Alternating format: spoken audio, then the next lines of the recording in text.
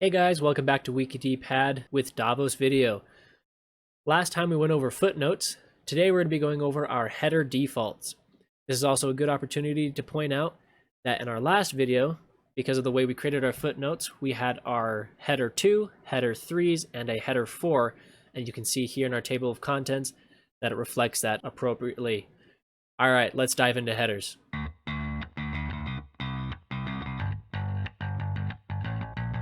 So with header defaults, it's a pretty simple thing.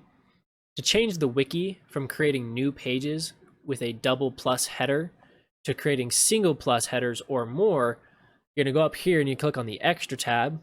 You're going to go to options and you're going to go to headings right here under the current wiki topic. And here you have your heading prefix. Now, personally, I want my pages to start with a header 1. I like it. I think it works better with the table of contents when I use those. And so I'm going to leave it here as header 1.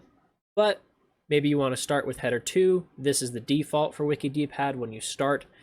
Or maybe you want, 7 headers. I don't believe WikidPad goes beyond 7 headers, so 8 or 9 probably is not going to make any difference.